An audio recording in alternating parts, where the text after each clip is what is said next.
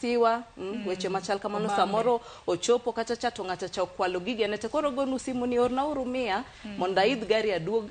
e school e weche makamago nitiere lero kanyo makare nya to mano bende manyalo kelo e pinjo machielo Trezer ka ng'ato ponono iwacho kanyo sharo nitie jathum moro manowero ni nochako mano gi double tap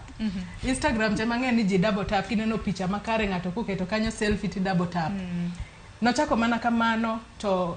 bu chope okang' ma koro dhi romo onego beni ka ng'ato pok oromo gi ng'ato ng'ama iromo go dembui kacha ponono onego beni timo akata investigation kata ng'iyo ang'o mondi kapok idhi romo gi ng'ani achiel kachiel mar mondo mi kik oket ngimani kata in iwuon kik iket ngimani kama rach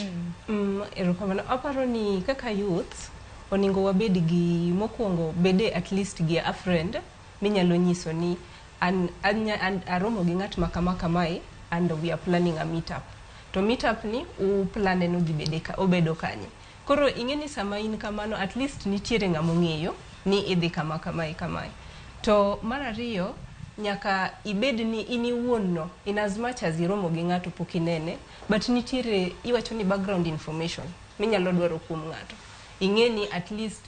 samoro yes okonyal bedo ni onyalo bedo ni okonyisi adieri lakini kin ng'ama sensitive tibro fwenyo ni nitiere gima kama nitie moro mabet opando nitie ma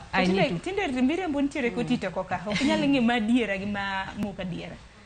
mano to is true to koro analyze tu nitiere ma inyalo feel to nitiere ma ok nyal winjore but at least ng'e gimoro 1 2 3 about ng'ato kapok iwuok yes to bende yot adiera ng'eyo kalure ne mbui kacha ng'ato nyalo kata wuondi to bing'eni kata kuonde ma ji rome mbui